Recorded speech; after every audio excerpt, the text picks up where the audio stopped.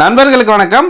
வரப்போற குரூப் 4 எக்ஸாமுக்காக நம்ம சேனல்ல வீடியோஸ் பார்த்துட்டு வரோம். இப்போ நம்ம ஜிஎஸ்ல என்ன பார்க்க போறோம்னா ஃபேக்சுவலான டேட்டாஸ், ஓகேங்களா, இம்பார்ட்டன்டான ஃபேக்ட்ஸ், ஓகேங்களா, எக்ஸாம் பாயிண்ட் ஆஃப் வியூல புத்தகத்துல இடம்பெற்றுள்ள முக்கியமான ஃபேக்ட் எல்லாம் என்னென்ன இருக்கு அப்படின்றத பார்க்க போறோம்.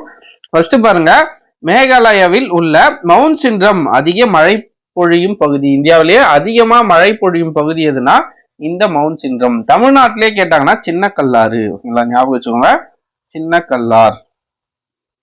இந்தியாவிலே கேட்டாங்கன்னா மவுண்ட் சின்ரம், தமிழ்நாட்டில் கேட்டாங்கன்னா சின்ன கல்லார், ஓகேங்களா, வால்பாறை பக்கத்தில் இருக்கு. இங்கதான் தமிழ்நாட்டிலே அதிக மழை பொழியும் இடம், ஓகேங்களா. அடுத்ததா குறைவான மழை பொழியும் இடம் ராஜஸ்தானில் உள்ள ஜெய்சால்மர், ஓகேங்களா. இந்தியாவிலே அதிகமா மழை பொழியும் பகுதி மவுண்ட் சின்ரம், குறைவான மழை பொழியும் பகுதி எதுனா ராஜஸ்தான்ல இருக்கிற ஜெய்சால்மர். ரெண்டு டேட்டா ஞாபகம் வச்சுக்கோங்க. அடுத்ததா மொழிசார் பன்முகத்தன்மை. இந்தியாவின் 2001ஆம் ஆண்டு மக்கள் தொகை கணக்கெடுப்பின்படி, ஓகேங்களா, நம்ம புத்தகத்துல கொடுத்துருக்கிற டேட்டா எல்லாமே 2011 சென்சஸை பேஸ் பண்ணின டேட்டாஸ் தான். எக்ஸாம்லயும் இதை தான் கேட்கறாங்க. ஏன்னா அடுத்த டேட்டா வரல, 2021ல வந்துருக்கணும். கோவிட்னால இன்னும் சென்சஸே எதுவுமே பண்ணாம இருக்கு. அதனால எக்ஸாம்ல 2011 சென்சஸ், அடுத்ததா 2001 சென்சஸ், ஓகேங்களா. மேக்சிமம் 2011 சென்சஸ்ல இருந்தா கேள்விகள் வரும், ஓகேங்களா. இந்தியாவின் 2001ஆம் ஆண்டு, ஓகேங்களா, மக்கள் தொகை கணக்கெடுப்பின்படி இந்தியா 122 முக்கிய மொழிகளையும் 1599 பிற மொழிகளையும் கொண்டுள்ளது, ஓகேங்களா. இந்தியன் லாங்குவேஜை 4ஆ தான் கிளாசிஃபை பண்ணுவாங்க. சிம்பிளா என்னன்னா இந்தோ ஆரியன், ஓகேங்களா, இந்தோ ஆரியன். அடுத்ததா திராவிடியன், ஓகேங்களா, திராவிடியன். அடுத்ததா ஆஸ்ட்ரியன், ஆஸ்ட்ரிக், ஓகேங்களா. அடுத்ததா சீன திபெத்தியன், சைனா அல்லது சீன திபெத்தியன். இந்தியாவில் இருக்கிற மக்களை, ஓகேங்களா, எப்படி மொழி குடும்பத்தை எப்படி பிரிப்பாங்கன்னா 4 மொழி குடும்பமா தான் மொத்தமாக பிரிப்பாங்க. இந்தோ ஆரியன், ஆஸ்திரேலியன், அடுத்ததா திராவிடியன், அடுத்ததா சீன திபெத்தியன், ஓகேங்களா. இதுல முக்கியமா, ஓகேங்களா, 4 முக்கிய மொழி குடும்பம் இருக்கு. இல்ல தமிழ் மொழியானது பழமையான திராவிட மொழி. அல்ல தமிழ் மொழி எதுல வரும்? இந்த திராவிட மொழியில வரும், ஓகேங்களா. அடுத்துதான் நமக்கு எக்ஸாம் பாயிண்ட் ஆஃப் வியூல முக்கியமான டேட்டா எதுனா இதுதான், ஓகேங்களா. 2011 சென்சஸ் படி கொடுத்திருக்கிற டேட்டா இந்தியாவில், ஓகேங்களா, மொழி எந்தெந்த மொழி எவ்வளவு மக்கள் பேசுறாங்க, இதை வந்து காலவரிசைப்படுத்த சொல்லி கூட நம்மள அரேஞ்ச் பண்ண சொல்லி கூட அதிகமான மக்கள் எதை பேசுறாங்க, கம்மியான மக்கள் எதை பேசுறாங்கன்ற மாதிரி அரேஞ்ச் பண்ண சொல்லி கூட கொடுக்கலாம், ஓகேங்களா. அதிகமா எந்த லாங்குவேஜ் பேசுறாங்கன்னா ஹிந்தி, ஓகேங்களா, 43.63%. அடுத்ததா வங்காளம் 8.3%. அடுத்ததா மராத்தி 7.09%. அடுத்ததா தெலுங்கு 6.93%. தமிழ் 5.89%. நம்ம தமிழ் டேட்டா வச்சு ஞாபகம் வச்சுக்கோங்க. அதிகமா ஹிந்தி, அதுக்கு அடுத்ததா வங்காளம், அதை ஞாபகம் வச்சுக்கோங்க. நீங்க இந்த ஆர்டரை கூட ஞாபகம் வச்சுக்கலாம். 1 2 3 4 5, ஓகேங்களா. ஃபர்ஸ்ட் ஹிந்தி, 2வது வங்காளம், 3வது மராத்தி, 4வது தெலுங்கு, 5வது தமிழ், ஓகேங்களா. அடுத்ததா இருக்கிறதுல இம்பார்ட்டன்டான டேட்டா, இந்திய தொல்லியல் துறை இதுவரை கண்டுபிடித்த கல்வெட்டு சான்றுகள் 60% தமிழ்நாட்டில் இருந்து கண்டுபிடிக்கப்பட்டவை. கல்வெட்டா இருக்கட்டும், ஓலைச்சுவடியா இருக்கட்டும், இந்த மாதிரி தொல்லியல் சார்ந்த கல்வெட்டுகள் எல்லாமே தமிழ்நாட்டில தான் அதிகமா கண்டு எடுத்துட்டு இருக்காங்க, ஓகேங்களா. 60%, ஓகேங்களா. அதுலயும், ஓகேங்களா, அவற்றில் பெரும்பாலானவை தமிழ் மொழியிலே எழுதப்பட்டுள்ளன, ஓகேங்களா. நீங்க திருப்பதி கோயில்லாம் போனீங்கன்னா கூட அந்த கோயில் எல்லாம் கூட தமிழ் கல்வெட்டு தான் இருக்கும், ஓகேங்களா. அது மாதிரி வேறு மாநிலத்தை கல்வெட்டு கண்டுபிடிச்சாலும் அதுலயும் பெரும்பான்மையா தமிழ் மொழி கல்வெட்டு தான் கிடைக்குது, ஓகேங்களா. அப்போ இந்திய தொல்லியல் துறையில கண்டுபிடிக்கப்பட்ட கல்வெட்டு சான்றுகளே 60% தமிழ்நாட்டுல தான் இருக்கு, ஓகேங்களா. அதுலயும் பெரும்பாலான கல்வெட்டுகள் தமிழ் மொழியில இருக்கு, ஓகேங்களா. அதுக்கடுத்துதான் இதுவும் ரொம்ப ரொம்ப இம்பார்ட்டன்டான டேட்டா, நிறைய முறை எக்ஸாம்ஸ்லயும் கேட்டிருக்காங்க. இந்தியா வேற்றுமையில் ஒற்றுமை உள்ள நாடாக விளங்குகிறது. இச்சொற்றொடர் நமது சுதந்திர இந்தியாவின் முதல் பிரதமரான ஜவஹர்லால் நேருவின் எந்த நூலில் இடம்பெற்றுள்ளது? இப்படி கேள்வி வரும், அல்லது டிஸ்கவரி ஆஃப் இந்தியா புத்தகத்தில் பிரதமர் ஜவஹர்லால் நேரு இந்தியாவை பற்றி எவ்வாறு உரைக்கிறார் அப்படின்னு கேள்விகள் வரலாம். என்ன சொல்லியிருப்பாருன்னா, வேற்றுமையில் ஒற்றுமை உள்ள நாடாக விளங்குகிறது அப்படின்னு யார் சொன்னது? ஜவஹர்லால் நேரு. ஃபர்ஸ்ட் பாயிண்ட், ஓகேங்களா. இது அவரு எதில் சொல்லியிருக்காருன்னா அவரோட புக்கான டிஸ்கவரி ஆஃப் இந்தியா, ஃபேமஸான புக். இந்த புக்ல தான் இந்தியாவை பத்தி சொல்லியிருக்காரு. வேற்றுமையில் ஒற்றுமை உள்ள நாடாக விளங்குகிறது இந்தியா அப்படின்னு. ஓகேங்களா, இந்த டேட்டா நல்லா ஞாபகம் வச்சுக்கோங்க. அதுக்கு அடுத்தது இருக்கிறதும் இம்பார்ட்டன்டான டேட்டா தான். இந்தியாவில் பல்வேறு இன மக்கள் காணப்படுவதால் அங்கு இந்தியாவை என்ன சொல்றாங்க, இனங்களின் அருங்காட்சியகம் அப்படின்னு சொல்றவர் யாருன்னா V.A. ஸ்மித். இதுவும் எக்ஸாம்ஸ்ல பல முறை கேட்டிருக்காங்க. இந்தியாவை இனங்களின் அருங்காட்சியகம் அப்படின்னு சொன்னது யாருன்னா V.A. ஸ்மித். ஓகேங்களா, அதுக்கடுத்துதான் முக்கியமான டான்சஸ். ஓகேங்களா, தமிழ்நாட்டுக்கு பரதநாட்டியம், கேரளாக்கு கதகளி. ஓகேங்களா, அடுத்ததா ஆந்திர பிரதேசத்துக்கு குச்சிப்புடி, அடுத்ததா ஆந்திராக்கு யக்ஷகானம். ஓகேங்களா, ஃபர்ஸ்ட் சவுத்ல இருக்கிறத ஞாபகம் வச்சுக்கோம். தமிழ்நாட்டுக்கு பரதநாட்டியம், கேரளாக்கு கதகளி, கர்நாடகாக்கு யக்ஷகானம், அடுத்ததா ஆந்திராக்கு குச்சிப்புடி. ஓகேங்களா, ஒடிசால ஒடிசி அப்படியே. ஓகேங்களா, பொதுவா வட இந்தியான்னு கொடுத்துட்டு கதக். ஓகேங்களா, இதெல்லாம் மேட்ச் த ஃபாலோயிங்ல கொடுப்பாங்க, ஞாபகம் வச்சுக்கோங்க. மேட்ச் த ஃபாலோயிங்ல கேட்கறதுக்கு வாய்ப்புகள் இருக்கு. அடுத்தது அசாம்ல சத்ரியா, மணிப்பூர்ல மணிப்பூரி. ஓகேங்களா, மணிப்பூர்ல மணிப்பூரி. இதுல ரொம்ப எளிமைதான், கொஞ்சம் தான் கொடுத்துருக்காங்க, பார்த்து வச்சுக்கோங்க. எக்ஸாம் பாயிண்ட் ஆஃப் வியூல ரொம்ப ரொம்ப ரொம்ப இம்பார்ட்டன்ட். மேட்ச் த ஃபாலோயிங்ல கேட்கலாம். அதுக்கு அடுத்ததான் இந்தியாவோட நாட்டுப்புற நடனங்கள். அது என்ன நாட்டுப்புற நடனங்கள்? நம்ம தமிழ்நாட்டுக்குன்னு பொதுவான ஒரு நடனம் பரதநாட்டியம்னு பார்த்தோம். ஓகேங்களா, அதுவே நாட்டுப்புற நடனங்கள் கரகாட்டம், ஒயிலாட்டம், கும்மி, தெருக்கூத்து, இந்த மாதிரி ஒவ்வொரு மாநிலத்திலும் இருக்கிற நாட்டுப்புற நடனங்கள் என்ன அப்படின்றத கொடுத்துருக்காங்க. தமிழ்நாட்டுல எது வந்தாலும் நம்ம போட்டுருவோம். ஓகேங்களா, தமிழ்நாட்டை சார்ந்த எந்த ஆட்டம் வந்தாலும் எந்த நடனம் வந்தாலும் நம்ம போட்டுருவோம். ஆனா மற்ற மாநிலத்தோட நடனங்கள்லாம் நம்மளால போட முடியாது. ஓகேங்களா, இதெல்லாம் மேட்ச் த ஃபாலோயிங்ல ப்ரீவியஸ் இயர் கொஸ்டின்ல கேட்டிருக்காங்க. உங்களை கேட்கறதுக்கு வரப்போற எக்ஸாம்ல கேட்கறதுக்கு வாய்ப்புகள் இருக்கு, அதனால பாத்துக்கோங்க. கேரளா தெய்யம் மோகினி ஆட்டம். ஓகேங்களா, தெய்யம் மோகினி ஆட்டம். பஞ்சாப் பாங்க்ரா, பாப்பா ஞாபகம் வச்சுக்கோங்க, பஞ்சாப் பாங்க்ரா. குஜராத் கார்பா தாண்டியா, ராஜஸ்தான் கல்பேலியா கூமர். ராஜஸ்தான்ல கல்பேலியா கூமர். உத்தரப்பிரதேசம் ராசலீலா. ஓகேங்களா, ராசலீலா. உத்தராகண்ட் சோலியா. அசாம் பிஹு. ஓகேங்களா, இதெல்லாம் ஞாபகம் வச்சுக்கோங்க. படிக்கிறது கொஞ்சம் சிரமமா இருக்கும், புதுசா படிக்கிறீங்கன்னா கஷ்டமா தான் இருக்கும், இல்லைன்னு சொல்லல. பட் இதெல்லாம் படிச்சு வச்சுக்கோங்க. சிம்பிளா மேட்ச் த ஃபாலோயிங்ல இதெல்லாம் கேட்டுருவாங்க, அல்லது தவறான இணையை கண்டறிகளை இந்த டான்ஸ் எல்லாம் கொடுத்துட்டு கேட்டுருவாங்க. ஓகேங்களா, பார்த்து வச்சுக்கோங்க. அடுத்ததா ஓகேங்களா, இனவெறிக்கு முடிவு. தென்னாப்பிரிக்காவோட முன்னாள் அதிபரான நெல்சன் மண்டேலா 27 ஆண்டுகளில் சிறை வாழ்க்கைக்கு பின் 1990ஆம் ஆண்டு விடுதலை ஆனார். ஓகேங்களா, ஜஸ்ட் இது தெரிஞ்சுக்கோங்க, இது அவ்வளவு இம்பார்ட்டன்ட்லாம் இல்லை. ஓகேங்களா, இவர் தென்னாப்பிரிக்காவில் இருந்து இனவெறிக்கு முடிவு கட்டினார். ஓகேங்களா, தென்னாப்பிரிக்காவில் உலக அளவில் அமைதி நிலவும் மனித உரிமைக்கான போராட்டத்தில் முன்னோடியாகவும் திகழ்ந்தவர். ஓகேங்களா, இதை மட்டும் ஜஸ்ட் பார்த்து வச்சுக்கோங்க, இது அவ்வளோ இம்பார்ட்டன்ட் இல்லை. அடுத்ததா குடிமக்களுக்கு எதிராக மதம், இனம், சாதி, பாலினம், பிறப்பிடம் என்ற அடிப்படையில் பாகுபாடு காட்டக்கூடாது அப்படின்னு சொல்ற ஆர்டிகல் எது, சட்டப்பிரிவு எதுன்னு பாருங்க. 15ல 1. ஆர்டிகல் 15 பிராக்கெட்ல 1. குடிமக்களுக்கு எதிராக மதம், இனம், சாதி, பாலினம், பிறப்பிடம் ஆகியவற்றில் அடிப்படையா வச்சு நீங்க யாருக்கும் பாகுபாடு காட்டக்கூடாது அப்படின்னு சொல்ற ஆர்டிகல் 15ல 1. ஓகேங்களா, அதுக்கு அடுத்ததா டாக்டர் B.R. அம்பேத்கர். தெரிஞ்சிருக்கும். பாபா சாஹேப் என பிரபலமாக அழைக்கப்படுகிறார். இவர் இந்திய சட்ட நிபுணராகவும், பொருளாதார நிபுணராகவும், அரசியல்வாதியாகவும், சமூக சீர்திருத்தவாதியாகவும் திகழ்ந்தவர். நமக்கு தேவையானது அவர் பாருங்க, 1915ல MA பட்டம் பெற்றார். இந்த பாயிண்ட் நோட் பண்ணிக்கோங்க. அடுத்தது 1927இல் கொலம்பியா பல்கலைக்கழகத்தில் PhD பட்டத்தை பெற்றார். இந்த 2 பாயிண்ட் நோட் பண்ணி வச்சுக்கோங்க. இதற்கு முன்னர் லண்டன் பொருளாதார பள்ளியில் DSc பட்டம் பெற்றார். இந்த 3 பாயிண்ட் இம்பார்ட்டன்ட். 15ல MA. ஓகேங்களா, 27ல 12 வருஷம் கழிச்சு PhD. ஓகேங்களா, லண்டன் பொருளாதார பள்ளியில DSc பட்டம். 3 டேட்டா மட்டும் ஞாபகம் வச்சுக்கோங்க. திரும்ப சொல்லாங்களா, 15ல MA பட்டம். 12 வருஷம் கழிச்சு 27ல PhD பட்டத்தை வாங்குறாரு. எந்த பல்கலைக்கழகம்? கொலம்பியா பல்கலைக்கழகம். அதுக்கு அடுத்ததா லண்டன் பொருளாதார பள்ளியில DSc பட்டத்தையும் வாங்கியிருக்காரு.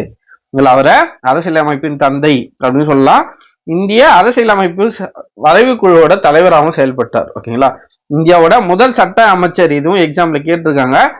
அதுக்கு அடுத்ததான் இம்பார்ட்டன்டா நோட் பண்ண வேண்டியது, அவருக்கு பாரத ரத்னா எப்போது வழங்கப்பட்டதுன்னா 1990. ஓகேங்களா, அடுத்ததா இருக்கிறதுலே இந்த 6th டேட்டாலே முக்கியமான இருக்கிற 2 சென்சஸை பத்தி பார்க்க போறோம். ஓகேங்களா, ஒன்னு எழுத்தறிவு விகிதம், இன்னொன்னு பாலின விகிதம். ஓகேங்களா, இந்த 2 டேட்டாவை நீங்க மறக்கவே கூடாது.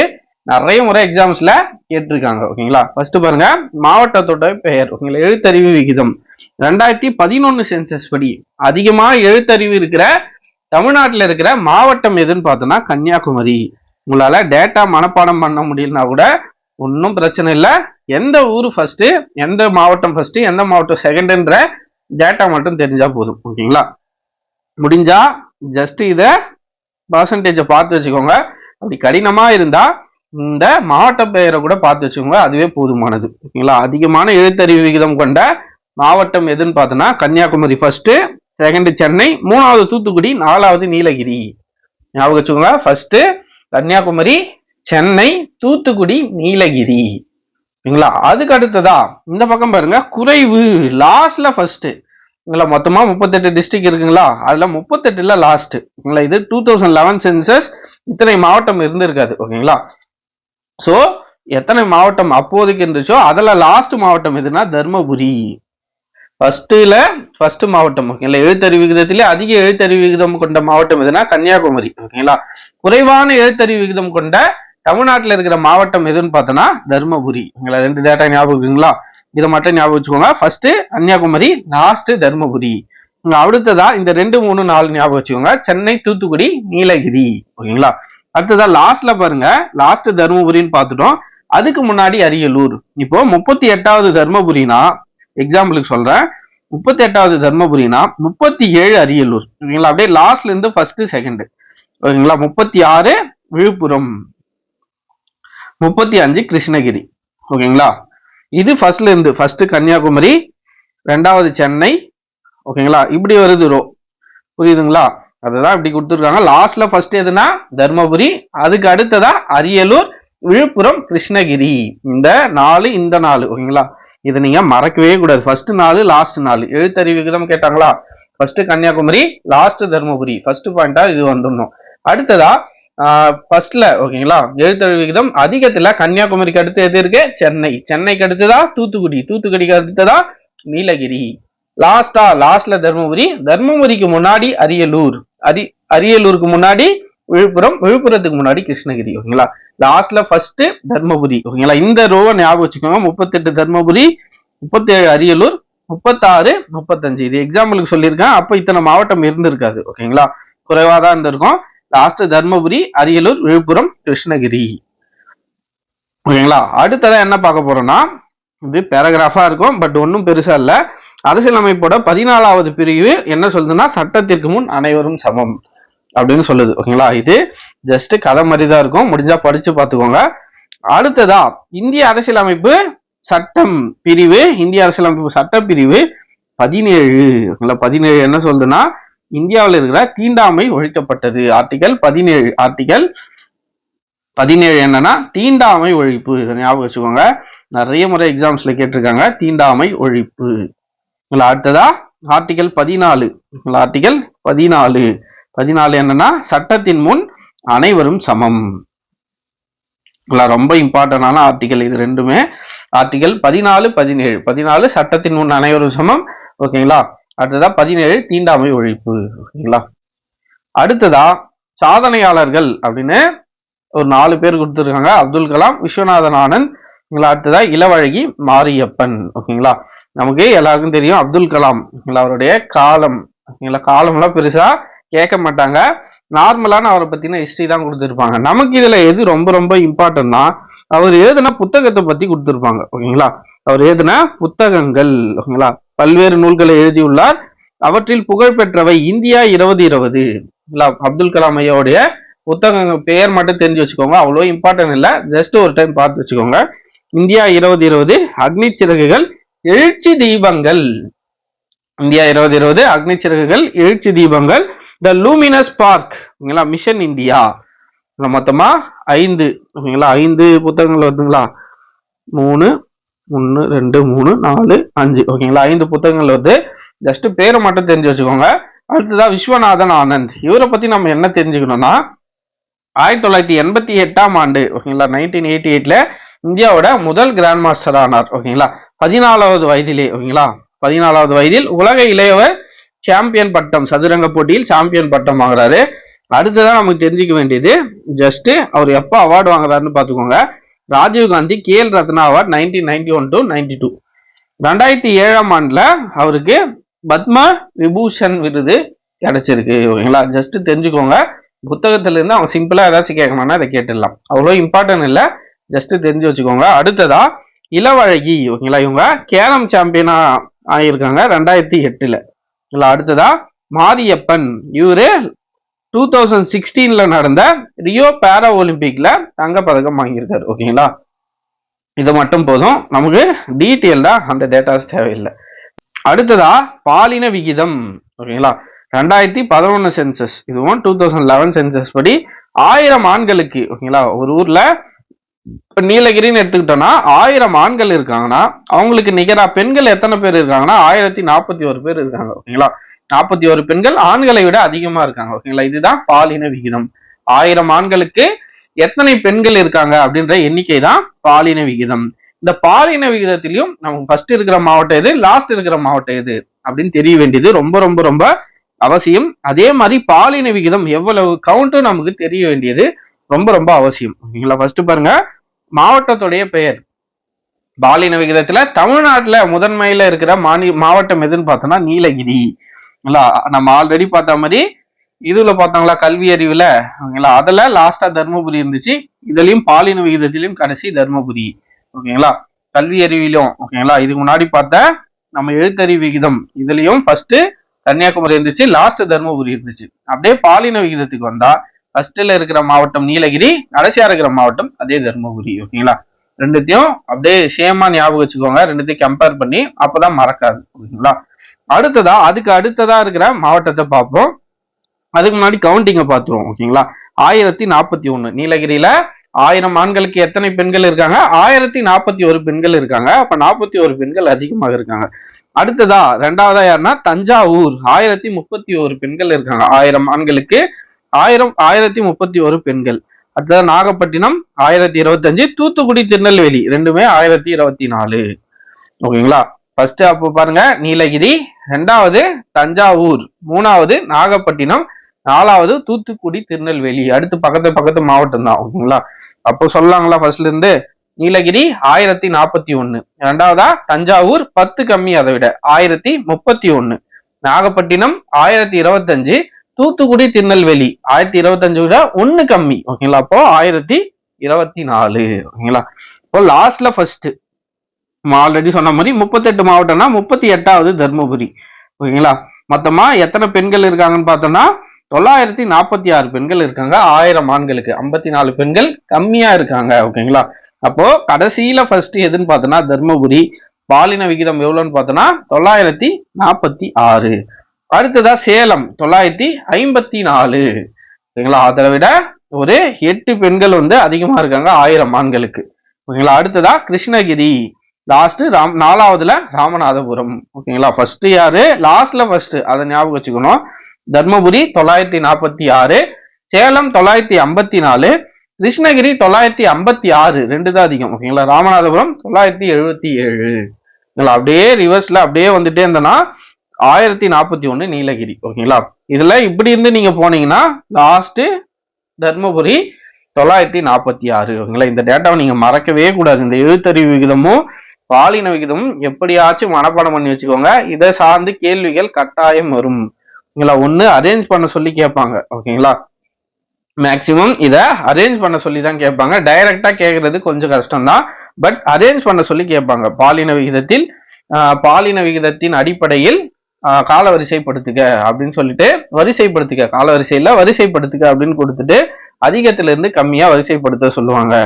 பாலின விகிதத்துல அதிகமா இருக்கிற மாவட்டம் எது, நீலகிரி. குறைவாக இருக்கிற மாவட்டம் எது, தர்மபுரி. ஓகேங்களா, எழுத்தறிவு விகிதத்துல அதிக எழுத்தறிவு விகிதம் கொண்ட மாவட்டம் எது, கன்னியாகுமரி. குறைவான எழுத்தறிவு விகிதம் கொண்ட மாவட்டம் எது, தர்மபுரி. ஓகேங்களா, பாலின விகிதத்துல நீலகிரியில எவ்வளவு இருக்கு, 1041.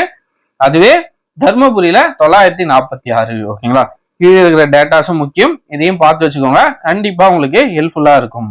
6th ஸ்டாண்டர்ட் ஃபர்ஸ்ட் டேர்ம்ல இருக்கிற ஓகேங்களா இந்த சிவிக்ஸ் அதாவது குடிமையில இருக்கிற முக்கியமான டேட்டாஸ் எக்ஸாம் பாயிண்ட் ஆஃப் வியூல இருக்கிற முக்கியமான ஃபேக்ட்ஸ்களை பார்த்துட்டோம். அடுத்த வீடியோல அடுத்தடுத்த டேட்டாஸை பார்ப்போம். ஓகேங்களா? இந்த வீடியோ பயனுள்ளதா இருந்திருக்குன்னு நினைக்கிறேன். அடுத்த வீடியோல சந்திப்போம். நன்றி.